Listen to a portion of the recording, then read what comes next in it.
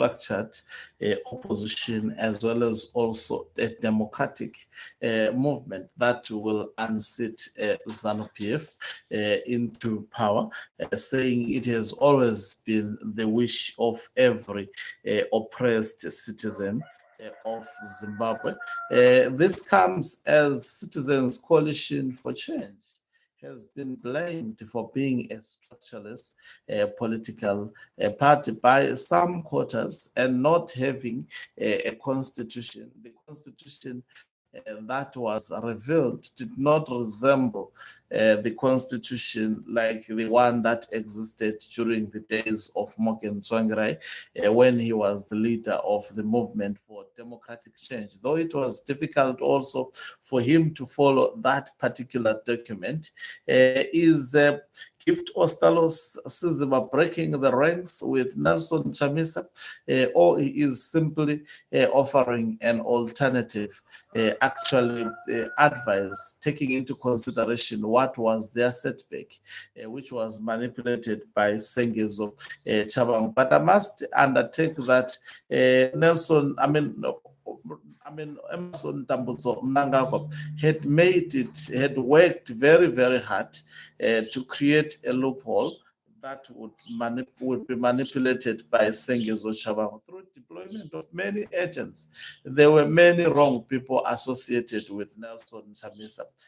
And should Nelson Chamisa be blamed for it? Yes, as a leader, you take a fall for everything. He was supposed to be sensitive to that fact. And also, is it him who should be blamed alone? No, he was not leading that political party alone, unless if he was a demagogue. Greetings and welcome to your lovely channel, the Hlonipani Global News. If you're watching us for the very first time, please do remember to press the red or black subscribe button so that next time when we beam live, you become the very first one to watch us. So this is what Gift Ostallos Siziba wrote about 14 hours ago yesterday. He says, we have consistently made the point that the role of the democratic movement since 1999 cannot be reduced to the simple objective of taking power from ZANU-PF. So he's saying the objective of any movement or opposition political party should not just be reduced to taking power without the plan. You see, it has always been said that ZANU-PF just took power without plan on how they were going to govern Zimbabwe. That is why we have seen being manipulated by Robert Gabriel Mugabe. It has been manipulated by him, and now it is being manipulated by Emerson Tambutso Mnangagwa.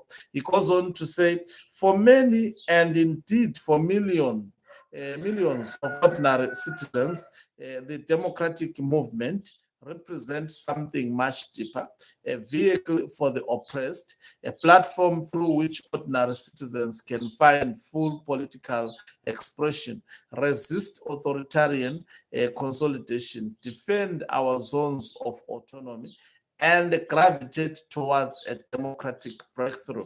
He goes on to say, it is in this context that calls for a genuinely democratic movement. So which means he has been subjected to a polity. He's saying maybe, in my view, as someone who analyzes, he is giving an impression that the history has not been, leaders have not been genuinely democratic in their nature of the opposition. He says, calls for a genuinely democratic movement are both legitimate and understandable. He says he understands for people who are calling for a movement that is genuinely democratic, not democratic in terms of words, but genuinely, truthfully democratic. That is what he's saying. The regime has repeatedly demonstrated zero appetite for any reform while intensifying its assault on the foundations of our constitutional democracy. This reality places a huge responsibility on those of us who represent the fight for democratic change. We owe it to the millions of rejected citizens to build a political home in which they can organize, find expression, and reject the regime in Harare. But achieving that requires us to take stock, and to do so, we need the courage to confront reality as it is, rather than as we wish it to be. He said, to fight ZANU-PF, you need to be realistic. He says it requires honest reflection. He says, honest reflection. We have to look back and be honest about what went wrong, not trying to cover up there is absolutely no one perfect. I know the supporters of Nelson Chamisa will bash me, but I'm not saying he's a bad leader. He is a potentially good leader, but he has to reflect on what went wrong. If he is indeed dedicated to lead the democratic struggle against ZANU-PF, what went wrong? If CCC had properly constituted structures, would Sengezo Chabangu have actually destroyed it in a manner he did? Or it could have actually resisted a system that is well oiled and well crafted, in spite of the shenanigans that may be crafted by the ruling party.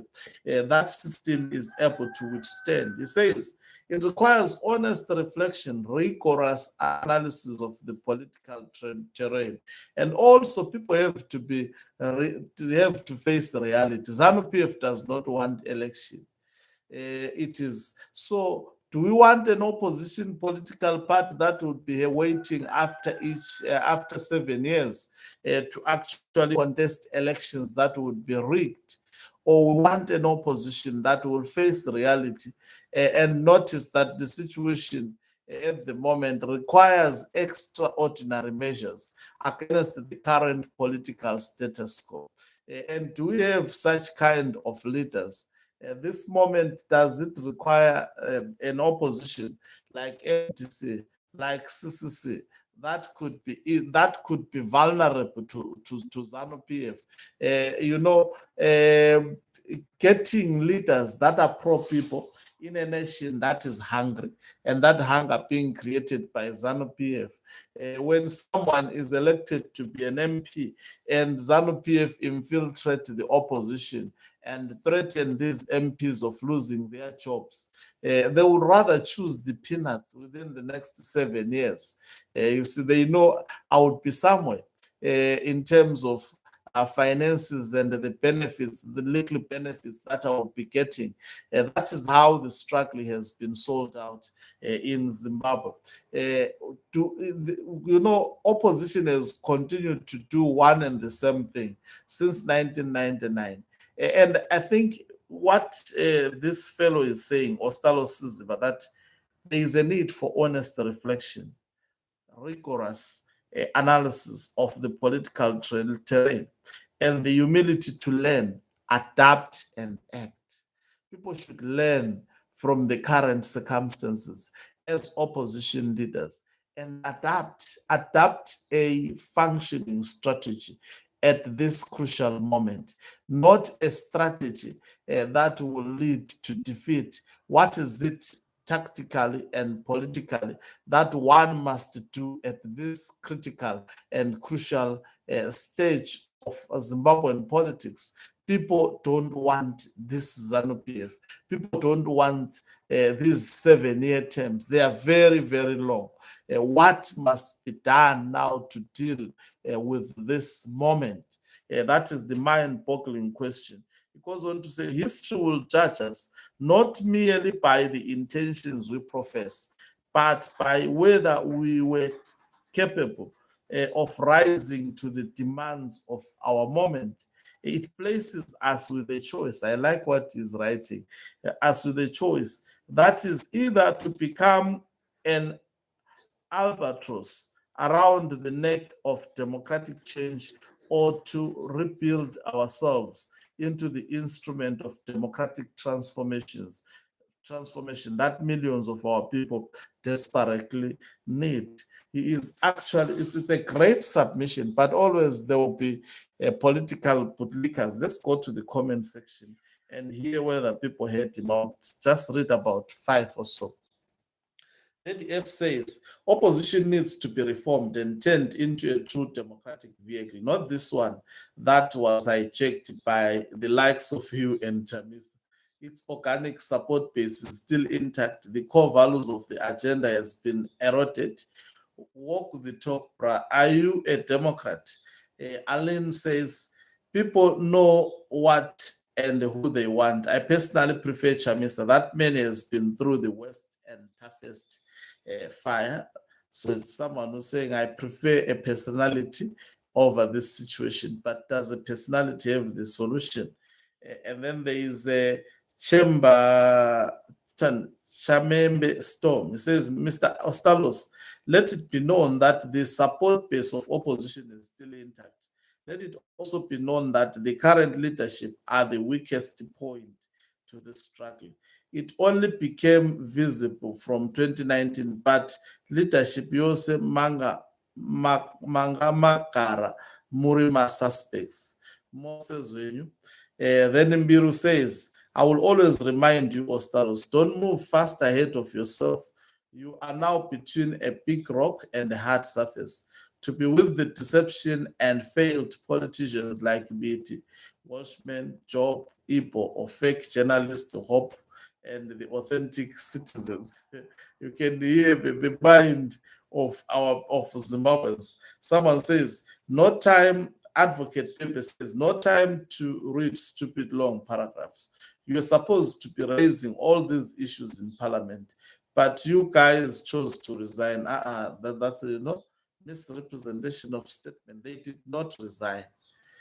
People don't follow politics. They just comment.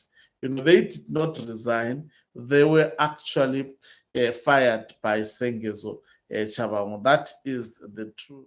Nati Trades Chanyuka says, unfortunately, no more direct presidential elections in Zimbabwe. Keep dreaming. I think the statement that he wrote, I strongly resonate with it.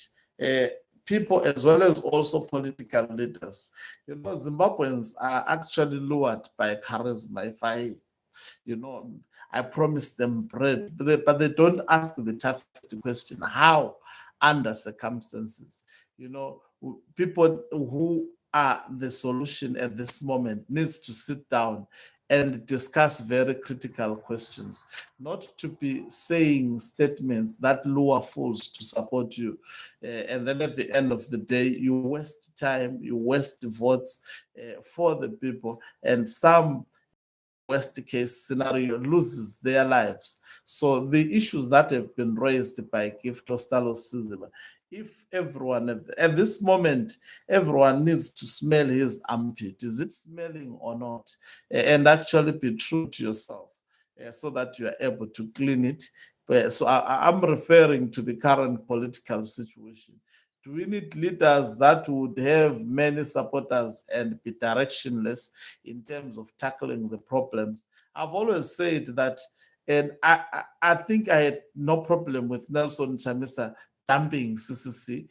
Even if it was myself, I could have dumped it when it was contaminated by Sengezo.